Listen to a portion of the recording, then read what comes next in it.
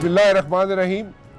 कौन बनेगा वज़ीर आला पंजाब? जी, मेरा ज़ाती ख्याल ये है कि वज़ीर आला पंजाब जो है, जो लोग बन सकते हैं, जो लाइन में लगे हुए हैं, जिनके चांसेस बहुत ज़्यादा है वज़ीर आला पंजाब बनने के, उनमें मैं नाम आपके सामने रखूँगा। कुछ 4 नाम आपके सामने रखूँगा और ऐन मुमकिन है इन्हीं चारों नामों में से कोई एक शख्स जो है वज़ीर आला पंजाब बन जाए।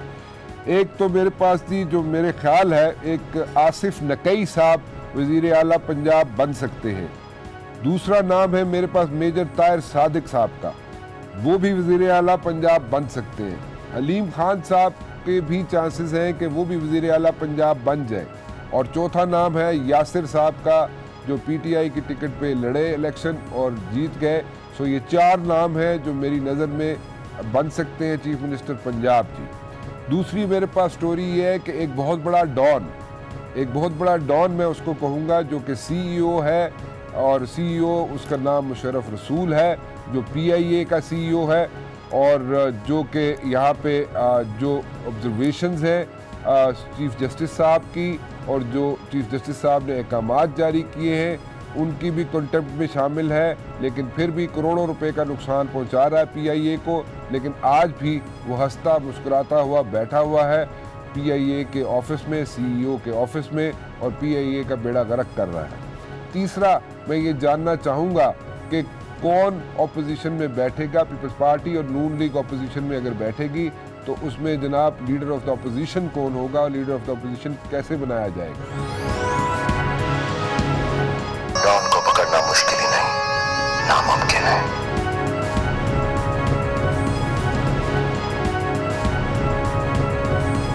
पीआईए का बेड़ा गर्क करने में एक शख्स का हाथ है, कोई लंबी चौड़ी कहानी नहीं है, सिर्फ एक शख्स का हाथ। चीफ एग्जीक्यूटिव ऑफिसर मुशर्रफ रसूल बहुत पढ़े लिखे आदमी है, बड़ी अच्छी डिग्री है उनके पास, लेकिन एक दिन का तजर्बा नहीं है एयरलाइन चलाने का। ना सिर्फ एयरलाइन चलाने का उनके पास एक दिन का भी तजर्बा नहीं है, इसके पास सिर्फ और सिर्फ एक्सपीरियंस है इकोनॉमिक डेवलपमेंट का और टैक्सेशन रिफॉर्म का, जिसका पीआईए से कोई ताल्लुक नहीं है, क्योंकि इसके पास डिग्री जो है, पीएचडी की जो डिग्री है वो इकोनॉमिक्स की है, उसका पीआईए से कुछ लेना देना नहीं है। और उसके अलावा झूठे, इतना झूठ कि चीफ जस्टिस साहब के सामने भी झूठ बोलते रहे। चीफ जस्टिस साहब ने पूछा जनाब मुशर्रफ रसूल साहब से कि जनाब आपकी तनख्वाह कितनी है।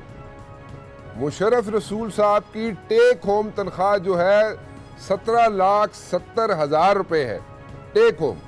वैसे उनके पास पैकेज है 20 लाख रुपए का, लेकिन चीफ जस्टिस साहब के सामने उन्होंने कहा जी मेरी तनख्वाह 14 लाख रुपए। क्यों ये झूठ क्यों बोला? इसलिए बोला कि जनाब चीफ जस्टिस साहब ने पहले एक ऑब्जर्वेशन दी थी, और वो ये थी कि जिन जिन लोगों की 15 लाख तनख्वाह है उन सब की डिटेल्स उनको प्रोवाइड की जाए। तो उन्होंने अपने आप को उस चक्कर से बचाने के लिए उन्होंने कहा जी कि मेरी तनख्वाह जो है वो 14 लाख रुपए, जबकि उनका पैकेज जो है 20 लाख का है, और टेक होम तनख्वाह after the deduction of taxes 17,70,000 रुपए।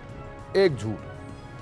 दूसरा झूठ, और जो मेरे ख्याल में ब्लंट वायलेशन है चीफ जस्टिस साहब की और सुप्रीम कोर्ट की।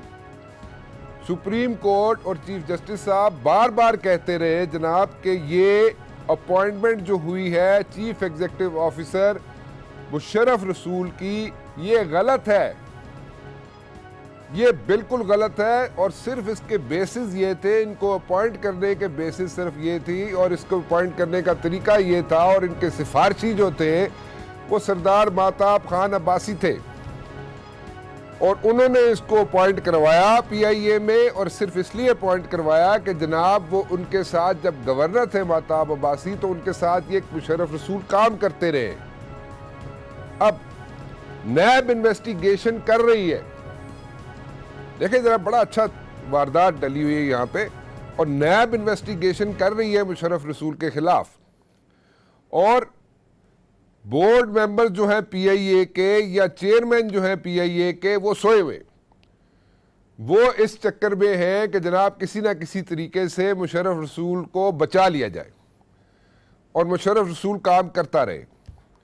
लेकिन ये नेशनल फ्लैग कैरियर है जिसको हम PIA कहते हैं, और हर दिन यहाँ पे जो नुकसानात हो रहे हैं बिकॉज एक इनकॉम्पिटेंट बंदा इसका चीफ एग्जीक्यूटिव लगाया गया है, और पुरानी गवर्नमेंट ने लगाया, नवाज शरीफ गवर्नमेंट ने लगाया, और वो इनकॉम्पिटेंट बंदा हर रोज यहाँ पे करोड़ों का नुकसान कर रहा है PIA का। चीफ जस्टिस साहब और सुप्रीम कोर्ट के ऑर्डर्स की वायलेशन हो रही है, नैब इन्वेस्टिगेशन कर रही है। क्यों इन्वेस्टिगेशन कर रही है? कि जनाब इनके पास एयरलाइन चलाने का एक दिन का एक्सपीरियंस नहीं है। 26 सेनेटर्स जो है, 26 सेनेटर्स इनके खिलाफ जा चुके हैं इस्लामाबाद हाई कोर्ट में कि जनाब इनकी मुशर्रफ रसूल की जो अपॉइंटमेंट है वो गलत हुई है। वो केस अलग चल रहा है। असद उमर साहब जो पार्लियामेंट्री कमेटी जो है PIA की उसको हेड करते हैं, वो भी अपनी ऑब्जर्वेशन दे चुके हैं कि मुशर्रफ रसूल की जो अपॉइंटमेंट है उनका रेज्यूमे देखा उन्होंने, असद उमर साहब ने, और उन्होंने कहा भाई आप चीफ एग्जीक्यूटिव ऑफिसर हैं PIA के, तो एयरलाइन चलाने का तजर्बा कहाँ है? क्योंकि इनके बायोडेटा में, इनके रेज्यूमे में, इनके CV में एयरलाइन चलाने का एक दिन का भी तजर्बा नहीं है। मेरी समझ से बाहर है।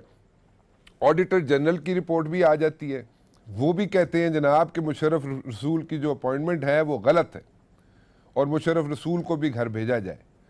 ऑडिटर जनरल रिपोर्ट देते हैं कि जनाब इनको घर भेजा जाए। 26 सेनेटर्स इस्लामाबाद हाई कोर्ट में गए हुए हैं कि जनाब मुशर्रफ रसूल को घर भेजा जाए, और जनाब उसके अलावा चीफ जस्टिस साहब कह चुके हैं कि इनके पास जो तजर्बा नहीं है एयरलाइन चलाने का, लेकिन फिर भी मुशर्रफ रसूल वहाँ पे बैठे हुए हैं, और रोज़ाना के हिसाब से जो नुकसानात हो रहे हैं PIA को उसका कोई पूछने वाला नहीं है, सिर्फ इसलिए कि कुछ लोग बैठ के मुशर्रफ रसूल को बचा रहे हैं और मुशर्रफ रसूल को बचाना चाहते हैं। बोर्ड ऑफ मेंबर्स जो हैं PIA के वो भी बैठे हुए हैं, सोए हुए हैं, चेयरमैन PIA के वो भी सोए हुए हैं। उनका क्या इनसे लेन देन है मुशर्रफ रसूल से, वो मेरे ख्याल में मुझे डिटेल में जाने की ज़रूरत नहीं है, वो आप सबको पता चल जाएगा आइंदा आने वाले दिनों में, क्योंकि नैब इन्वेस्टिगेशन कर रही है इस पर। लेकिन इसके बावजूद जो नुकसानात हो रहे हैं, जो मुशर्रफ रसूल सुप्रीम कोर्ट के सामने जाके झूठ बोल रहे हैं, और एक झूठ नहीं कई झूठ बोले, इन पे प्लेंटी भी लग चुकी है, और वो प्लेंटी वो लग चुकी है। अभी रिसेंटली आपने देखा होगा जनाब, एक एयर सफारी के चक्कर में इन्होंने चलाया था, एक पूरा मुहिम चलाई थी और उसमें जहाज भेज दिए थे। वो एक क्लिप भी सोशल मीडिया पे बड़ा वायरल हुआ था। उस पर भी सुप्रीम कोर्ट ने कहा जी कि उस पर 24 लाख रुपए लगे हैं, और 24 लाख रुपए मुशर्रफ रसूल चीफ एग्जीक्यूटिव ऑफिसर PIA अपनी जेब से देंगे। सो इतनी मिसमैनेजमेंट और इतने इनकॉम्पिटेंट शख्स को लगाया गया हुआ है चीफ एग्जीक्यूटिव ऑफिसर PIA का, जो सुप्रीम कोर्ट में भी झूठ बोलता है, जो जनाब 24 लाख रुपए की जो प्लेंटी लगी हुई है उस पर जो सुप्रीम कोर्ट ने लगाई वो भी दी, जो एयर सफारी के चक्कर में लगाई गई, क्योंकि वो उन्होंने सुप्रीम कोर्ट ने कहा कि अपनी जेब से ये दे। कोई एक्सपीरियंस नहीं है मुशर्रफ रसूल का एयरलाइन चलाने का, सिर्फ इतना एक्सपीरियंस था कि सरदार महताब अब्बासी जब गवर्नर थे KPK के, उनके साथ मुशर्रफ रसूल काम करता रहा। सो ये इनकी जनाब एक्सपीरियंस है, ये इनकी क्वालिफिकेशन है, और उसके बावजूद PIA का बेड़ा गर्क किया जा रहा है। और रोज़ाना के हिसाब से अगर देखा जाए तो इनको करोड़ों रुपए का PIA को नुकसान हो रहा है। बार बार सुप्रीम कोर्ट कह रही है, बार बार चीफ जस्टिस कह रहे हैं, लेकिन कोई इस पे अमल दरामद नहीं हो रहा। सो मच सो कि जो केयर टेकर प्राइम मिनिस्टर हैं, केयर टेकर प्राइम मिनिस्टर साहब के पास जब सारी चीज़ें सामने रखी गई, उनको सारी डिटेल्स बताई गई, तो केयर टेकर प्राइम मिनिस्टर साहब ने भी कहा कि जी ये आइंदा आने वाली जो हुकूमत है उस वो ही करेगी, डिसीजन हम नहीं कर सकते। क्यों भाई केयर टेकर प्राइम मिनिस्टर साहब, आप डिसीजन लें, इसमें ऑडिटर जनरल की रिपोर्ट लगी हुई है, सुप्रीम कोर्ट की ऑब्जर्वेशंस हैं, वो भी कह रही है कि जनाब ये बंदा इनकॉम्पिटेंट है। बोर्ड के मेंबर्स तो चलो PIA के सोए हुए हैं, चेयरमैन PIA का सोया हुआ है, लेकिन आप तो प्राइम मिनिस्टर हैं इस मुल्क के, केयर टेकर ही सही, लेकिन आप प्राइम मिनिस्टर तो हैं। आपको पता है केयर टेकर प्राइम मिनिस्टर साहब कि एक दिन भी अगर ये बंदा रहता है जो कि खींचा जा रहा है, अपना जो टेन्योर है उसको स्ट्रेच करता जा रहा है, ये हर दिन करोड़ों रुपए का नुकसान हो रहा है पीआईए को, क्योंकि इस बंदे के पास, जिसका नाम मुशर्रफ रसूल है, जो चीफ एग्जीक्यूटिव ऑफिसर है, इसके पास एक दिन का भी एक्सपीरियंस नहीं है एयरलाइन चलाने का। सो ये सारा जो करोड़ों का नुकसान हो रहा है, ये प्राइम मिनिस्टर साहब, ये तो आपके गले पड़ जाएगा। तो कल आप जब प्राइम मिनिस्टर नहीं होंगे तो ये ना हो कि आपको भी सुप्रीम कोर्ट बुला ले और आपको भी पूछे कि भाई साहब ये क्या किया आपने। अभी तो आपकी गवर्नमेंट है, अभी तो नई गवर्नमेंट नहीं बनी, तो अभी तो आप डिसीजन ले सकते हैं।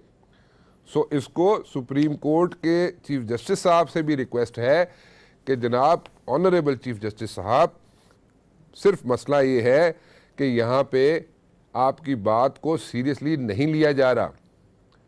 सो नेशनल फ्लैग कैरियर का सवाल है, मुल्क का सवाल है। चीफ जस्टिस साहब, अगली तारीख जो है 31 जुलाई है, आपके पास ये फिर लोग पेश होंगे।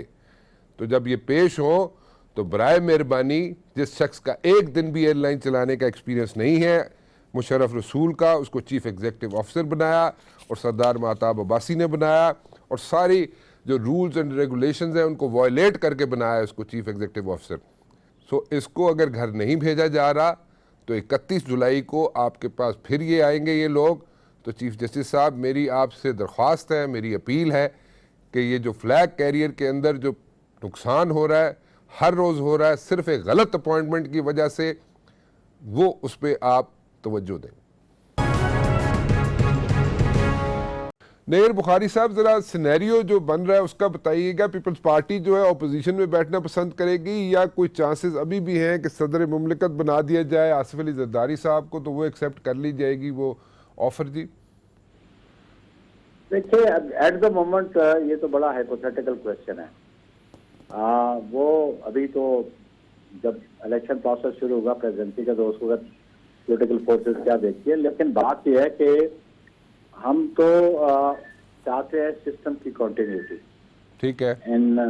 और हमारी पार्टी ने और चेयरमैन ने भी उस दिन बड़ा ओपनली एक्सप्रेस किया कि हम तो पार्लियामेंट में बैठेंगे और अपने इश्यूज को भी जरूर रेज करेंगे रिगार्डिंग पोल्स रिगिंग, इसके हवाले से भी बात कि हम वो नहीं चाहते कि जो इमेच्योर एटीट्यूड अडॉप्ट हुआ 77 में जी, और पीपल्स पार्टी ने हमेशा जमहूरियत के लिए कुर्बानी दी, तो हम तो इस मुल्क में जमहूरियत के लिए पहले भी सेक्रीफाइस किया, अभी भी हम in the interest of democracy हमारा हर कदम उसी जानब बढ़ेगा आगे।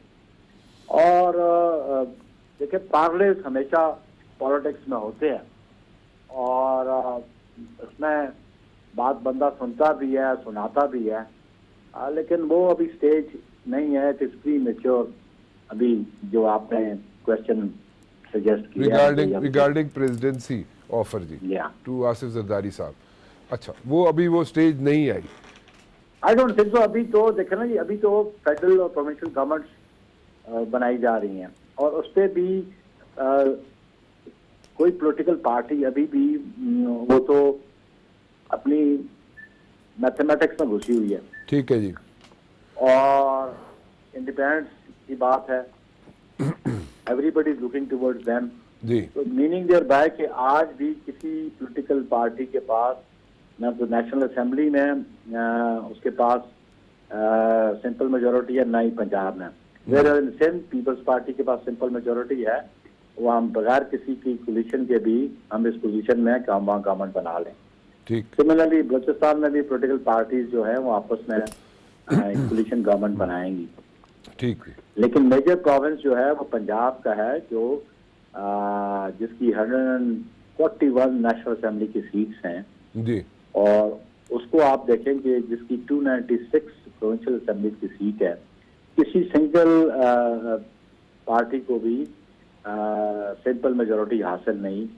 एन को भी सिंगल लार्जेस्ट पार्टी तो जरूर इमर्ज हुई है, लेकिन उसके पास भी वो स्ट्रेंथ नहीं है जी। तो ऑब्वियसली ये पॉलिटिकल फोर्सेस आपस में नेगोशिएशंस करेंगी। और पाकिस्तान पीपल्स पार्टी के चेयरमैन बिलावल भुट्टो जरदारी साहब ने एक कमेटी कॉन्स्टिट्यूट की है जो पार्लेस करेगी पॉलिटिकल पार्टीज के साथ, और फिर उसके बाद जो भी आउटकम हुआ डिस्कशंस का, नेगोशिएशंस का, that will be placed before the party. अच्छा, और फिर पार्टी लीडरशिप को उधर अपनी पार्टी की मीटिंग करके कोई डिसीजन लेगी। अच्छा, एक ज़रा मुझे सिचुएशन समझा दीजिएगा। आप लोगों का अगर इत्तेहाद नहीं होता, जो भी हुकूमत फॉर्म करता है लाइक पीटीआई, तो आप लोग ऑपोजिशन में बैठेंगे, तो ऑब्वियसली जी। सो आप ऑपोजिशन में बैठेंगे तो ऑपोजिशन में क्या मुस्लिम लीग नून के साथ बैठेंगे जी आप? देखिए जी, जो ट्रेजरी बेंचेस एक साइड पे होते हैं और अपोजिशन बेंचेस एक साइड पे होते हैं, तो हम तो अपोजिशन में ही बैठेंगे।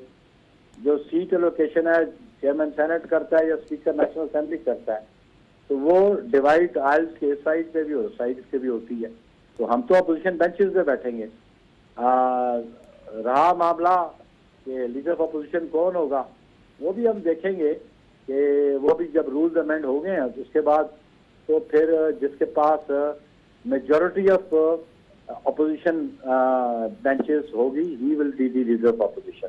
लेकिन हम तो अपोजिशन में ही बैठेंगे और हमारा पार्लियामेंट्री लीडर भी होंगे वहाँ पे, जो पार्टी को रिप्रेजेंट करेंगे पार्टी, तो बैठेंगे तो हम अपोजिशन बेंचेस में। ठीक है जी। सेंटर जनरल कयूम साहब, आप मुझे बता दीजिए कि ऑपोजिशन में जब आप लोग बैठेंगे जाके नेशनल असेंबली में, तो आपके साथ लगता ऐसे है कि पीपल्स पार्टी भी आपके साथ बैठेगी। डिपेंड तो करता है स्पीकर पे कि आपको कैसे सीट एलोकेशन होती है आप लोगों को, यानी कि आपकी पार्टी को। तो it's going to be a very very strong opposition. और सुनने में ये भी आ रहा है कि आप लोग वाइट पेपर छापने के चक्कर में है कि हर महीने एक वाइट पेपर छापा जाए कारकर्दगी पे पीटीआई की। सो आप दोनों मिलके काम करेंगे या आप दोनों के एजेंडा डिफरेंट होंगे? आप दोनों पार्टीज का, यानी कि मुस्लिम लीग नून का और पीपल्स पार्टी का एजेंडा एक ही होगा, या आपकी आरा जो होगी मुख्तलिफ होगी? और लीडर ऑफ द अपोजिशन जो है आप कैसे चुनेंगे? देखिए राना साहब, बहुत मेहरबानी। मैं ये कहना चाहता हूँ कि जमहूरी निज़ाम के अंदर जहाँ पार्लियामेंट्री डेमोक्रेसी होती है, उसमें अपोजिशन का एक बड़ा कलीदी रोल होता है।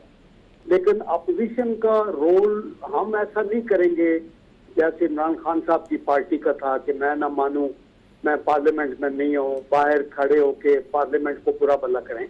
आई थिंक जो सही जमहूरी जमातें हैं, हम पार्लियामेंट के फ्लोर के ऊपर जरूर वो चीजें हाईलाइट करेंगी जो हमारे फराइज में शामिल है और जो मुल्क के मफाद के अंदर है। हम हुकूमत के साथ तावन भी करेंगे उन पॉइंट्स पे जो बिल्कुल इम्पोर्टेंट हो। आपको याद होगा जब हम थे हुकूमत के अंदर तो हमने नेशनल एक्शन प्लान बनाया था, तो इमरान खान साहब की पार्टी समेत सारी पार्टियों ने तावन किया था। कई नेशनल इशू है जिसके ऊपर हमें आंखें बंद करके अकेला होना है और यूनिटी का इजहार करना है। लेकिन बहुत से इशूज ऐसे होंगे, इंटरनल इश्यूज और फॉरेन पॉलिसी के इश्यूज, और आपके ये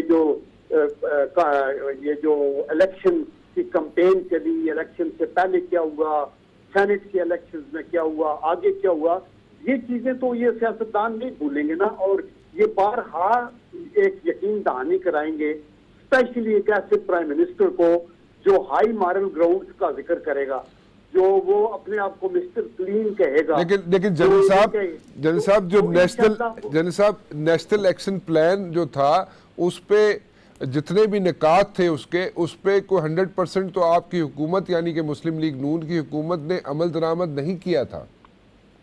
देखिए, नेशनल एक्शन प्लान पे आप बिल्कुल ठीक कह रहे हैं कि 100% सारा एक्शन नहीं हुआ, लेकिन बहुत सा एक्शन हुआ जिसके रिजल्ट्स आपके सामने आए। कराची के अंदर आज इमरान खान साहब इस तरह आराम के साथ इलेक्शन न कर सकते जहां कोई भी दहशतगर्दी की वारदात न हुई हो, और इसी तरह वजीरिस्तान और नॉर्थ वजीरिस्तान को मर्ज न कर सकते अगर नेशनल एक्शन प्लान कामयाब न होता। बलूचिस्तान की सिचुएशन और वहाँ आपकी पार्टी और इसको इतने न मिलते, वहाँ अनफॉर्चुनेट वाकयात हुए, क्योंकि 100% तो नहीं हुआ, और 100% सारा तब होगा जब एक अफगानिस्तान की सिचुएशन से भी इम्प्रूवमेंट होगी, बॉर्डर मैनेजमेंट बेटर होगी, रिफ्यूजीज जिनका हमने कहा था वापस जाएंगे वो वापस जाएंगे, तो मुल्क के अंदर और ये मदारस और बहुत सी ऐसी कॉम्प्लिकेटेड चीजें जो over a period of time होगी। और अगर जो हुकूमत जो भी बनेगी वो कोशिश करेगी कि उस नेशनल एक्शन प्लान को पूरा किया जाए, तो मुस्लिम लीग नून का तामन उनको हासिल होगा और हम इस सिलसिले में आगे मूव करेंगे। चले जी, बड़ी पॉजिटिव थिंकिंग है कि 5 साल नेशनल एक्शन प्लान के जितने निकात थे उस पे सब पे आपने बड़े अच्छे तरीके से उसको बयान भी कर दिया और बताया भी कि आप उस पे अमल दरामद नहीं कर सके सारे पॉइंट्स पे, लेकिन आपने कोशिश ज़रूर की आपकी हुकूमत ने। लेकिन अभी अगर पीटीआई की हुकूमत नेशनल एक्शन प्लान पे अमल दरामद करने की कोशिश करती है तो आप लोग उस पर आप सपोर्ट करेंगे पीटीआई की गवर्नमेंट को? देखिए, फॉर श्योर राना साहब, हमारा मतमा नजर हर वो अमल जो हुकूमत का हो जिससे मुल्क की जमहूरियत मजबूत हो, आइन की पासदारी हो, जुडिशियल सिस्टम मजबूत हो, जहां आपकी नेशनल इंटेग्रिटी और सिक्योरिटी का ख्याल रखा जाए, वो हमारे फराइज में शामिल है। ये मुल्क है तो हम हैं।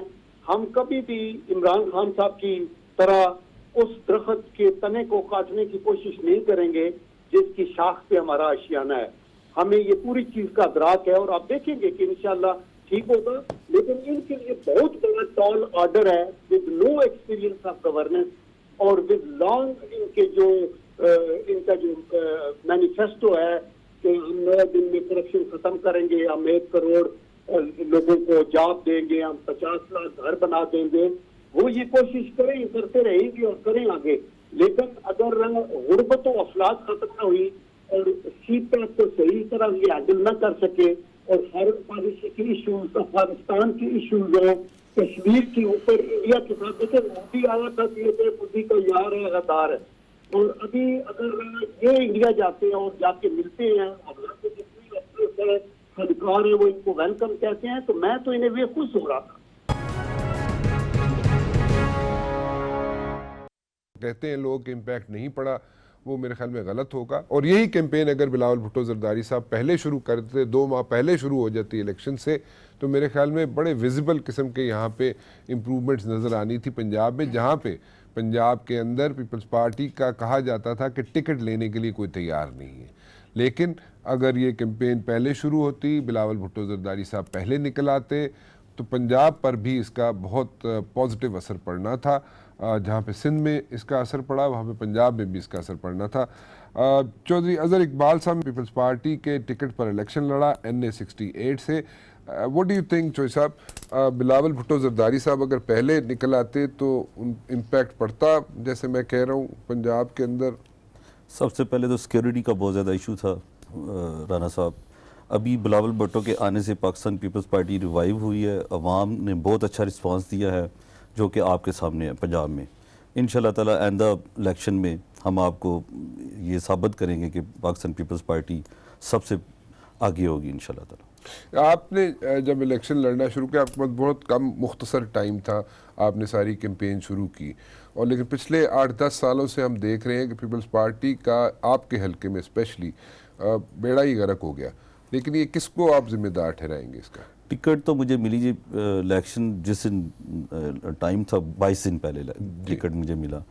जहाँ तक नवाबजादों की बात है, वो पहले पीपल्स पार्टी में थे। नवाबजादा गजनफर गुल, उन्होंने पीपल्स पार्टी को तबाह किया। पिछले 10 साल से किसी हलके के जियाले किसी वर्कर को नहीं मिले, वो नून की तरफ उनका ज़हन था। वो इस दफ़ा उन्होंने नून की टिकट पे इलेक्शन की लड़ा। टिकट उनके पास होता था पीपल्स पार्टी का, लेकिन उनकी सारी फैमिली नून की तरफ था। अच्छा, ओके। तो मेरे जाने से ये हुआ है कि पाकिस्तान पीपल्स पार्टी के जो जियाले हैं, वर्कर हैं, सबको मैंने अपने साथ लगाया और अल्हम्दुलिल्लाह रिस्पांस आपके सामने है। पाकिस्तान पीपल्स पार्टी इस वक्त शहरों गाँव में हर जगह मैं गया हूँ, जहाँ जहाँ मैं पहुँच सकता था 22 दिन में अल्हम्दुलिल्लाह मैं पहुँचा हूँ।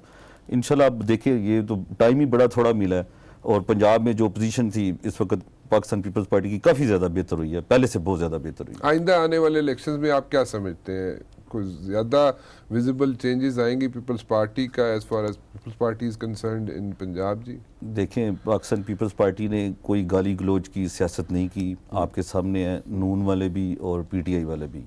ये तो सारी गाली गलोच वाली सियासत करते हैं। पाकिस्तान पीपल्स पार्टी का नज़रिया ही डिफरेंट है। पाकिस्तान पीपल्स पार्टी शहीद जुल्फ़िकार अली भुट्टो की जमात है। आपके सामने गरीबों के लिए खड़े हुए हैं हम लोग, मजदूरों के लिए खड़े हुए। इन्होंने तो आज तक कुछ किया नहीं। अभी ये जो बातें कर रहे हैं पीटीआई वाले, वो आप देखते हैं क्या करते हैं। इंशाल्लाह ताला अगली गवर्नमेंट हम आपके सामने होगी, इनको आप देख लें, जो करते हैं आपके सामने आ जाएगा जी। अगर ऑपोजिशन में पीपल्स पार्टी को बैठना पड़ता है as far as the center is concern national assembly में, अगर बैठना पड़ता है उनको, अगर मैं कोर्ट्स में कह रहा हूँ, तो फिर आप लोग you plan to give PTI a tough time, the coming government a tough time? हमारे चेयरमैन साहब ने तो कह दिया कॉन्फ्रेंस में कि हम बैठेंगे अपोजिशन में। ओके, तो टफ टाइम तो इंशाल्लाह ताला हम देंगे, जो आपके सामने ये तो आएगा। टफ टाइम आप देंगे नेशनल असेंबली में जो इलेक्टेड मेंबर्स हैं, जो इलेक्टेड मेंबर्स नहीं हैं पीपल्स पार्टी के, जो अपने अपने हलकों में हैं, वहाँ पे क्या स्ट्रेटजी होगी? कोई स्ट्रेटजी बनाई आप लोगों ने? वो भी आपको नजर आएगी फ्यूचर में इंशाल्लाह। सो आर यू मीन टू से कि आप लोग हलकों में आज भी- अगर मैं भी आपके सामने टीवी चैनल पे आया हूँ तो फिर फ्यूचर में नजर आएगी आपको। सो आपके कहने का मकसद ये है कि आप हल्कों में भी टफ टाइम देंगे इंशाल्लाह पीपल्स हमारी PTI को? मैंने तो अपनी कैंपेन शुरू भी कर दी है अगले अच्छा। इलेक्शन के लिए। हाँ जी अच्छा, नेक्स्ट इलेक्शन की कैंपेन शुरू कर जी दी जी आप? इंशाल्लाह इंशाल्लाह, क्योंकि 10 साल से नवाबजादों ने पार्टी को तबाह किया हुआ था। अच्छा। तो अभी काफ़ी ज़्यादा इसके ऊपर वर्क करना है हमने इंशाल्लाह ताला। अच्छा। इलेक्शन बिलावल भुट्टो जरदारी साहब आपसे राब्ते में हैं? जब इलेक्शन से पहले तो मुझे पता था वो आपसे जी आपके जी साथ गुजरात फोन में पे वो आए, राब्ते में गुजरात होते में आए हैं। 6-7 घंटे हमारी वो आपके सामने रैली वहाँ से गुजरी है, फालिया तक गई है लाला मुसा से। तो रिस्पांस आपके सामने था। थे। अगले 5 साल के बाद आप देखते हैं प्राइम मिनिस्टर बिलावल भुट्टो जरदारी साहब को अगले इलेक्शंस में, जब नए इलेक्शंस आते हैं, कंडक्ट होते हैं, उसके बाद आप बिलावल भुट्टो जरदारी साहब को प्राइम मिनिस्टर बनता हुआ देखते हैं? इंशाल्लाह ये आपके सामने पीटीआई आपके सामने आई है, अब देखते हैं ये क्या करते हैं। और अगला इलेक्शन पाकिस्तान पीपल्स पार्टी का होगा, ये आपको मतलब आपको भी अंदाज़ा है, आप राना साहब को इतने मासूम नहीं है। इंशाल्लाह अगली पार्टी हमारी आएगी और सबको साबित करेंगे कि पाकिस्तान पीपल्स पार्टी के चेयरमैन बिलावल साहब ही होंगे इंशाल्लाह। अमजद अली खान साहब NA 96 मियाँ वाली 2 मेरे बड़े अच्छे दोस्त, अल्लाह ताला उनको मग़फ़िरत अता फ़रमाए। डॉक्टर शेर अफजल खान नियाज़ी उनके ये साहबजादे हैं और बहुत अच्छी पोजीशन है इनकी मियाँ वाली में और NA 96 में, और इन्होंने जो लीड ली है वो तकरीबन 1,04,000 से ली है। अमजद साहब कैसे हैं आप? खैरियत से? अल्लाह का शुक्र है। मुबशर भाई कैसे हैं आप? बस ठीक ठाक जी, फर्स्ट क्लास। बड़ी लीड लेती जी तुसी। देखिए जी, मियाँ वाली जो है वो एक नजरिए का नाम है। मैं नजरिए का नाम इसलिए कह रहा हूँ कि आज पूरे मियाँ वाली ने एक नजरिए को वोट दिया है। वो नजरिया जिसकी बुनियाद पे ये पाकिस्तान बना था कि पाकिस्तान का मतलब क्या, ला इलाहा इल्लल्लाह मोहम्मद रसूलुल्लाह।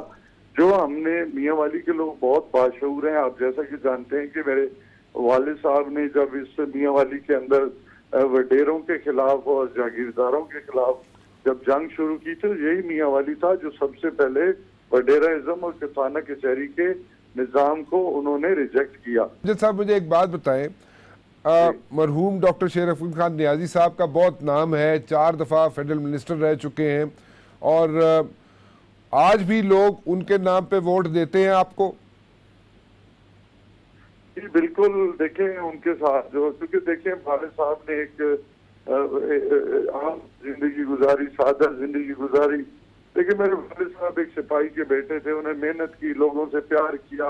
अल्हम्दुलिल्लाह हमारी जात पे कोई आज तक करप्शन का इल्जाम नहीं लगा, ना मेरे वालिद साहब पे लगा ना मुझ पे लगा। अल्हम्दुलिल्लाह आज भी मैं चैलेंज से कह सकता हूँ कि पूरे पाकिस्तान में कोई मुझे ये कह दे कि हमने एक पैनी भी किसी से ली है या चाय पी है, चाय तक भी कोई नहीं कह सकता हमें किसी ने रिश्वत तक चाय पिला ली हो। तो अल्लाह शुक्र है घर से खाते थोड़ा है, ज्यादा है अपना है। बिल्कुल ठीक है, बिल्कुल ठीक है जी, बिल्कुल ठीक है। बहुत बहुत शुक्रिया हमसे बात करने का अमजद खान साहब। द पॉइंट इज़ कि जो मुझे इन्फॉर्मेशन मिली है वो ये है जनाब के बनी गाला के अंदर वो लोग जो कामयाब हुए हैं बड़े अच्छे मार्जिन से, उनके लिए उनकी एक लिस्टें तैयार की गई हैं। उसके अलावा वो लोग भी शामिल हैं इसमें जो लोग कामयाब नहीं हो सके लेकिन उन्होंने वोट बहुत ज़्यादा लिए हैं। उन सब को कहीं ना कहीं एडजस्ट किया जाएगा और वो लोग जिनको टिकटें नहीं मिली थी और दूसरे लोगों को टिकटें दी गई थी, और लेकिन उनकी पोजीशंस अपने अपने हलकों में बहुत बेहतर हैं। उन सब की लिस्टें 3 मुख्तलिफ लिस्टें तैयार की गई हैं जिनको किसी न किसी जगह पे अकोमोडेट करने का इरादा रखते हैं बनी गाला वाले यानी कि इमरान खान साहब। Let's see what's going to happen.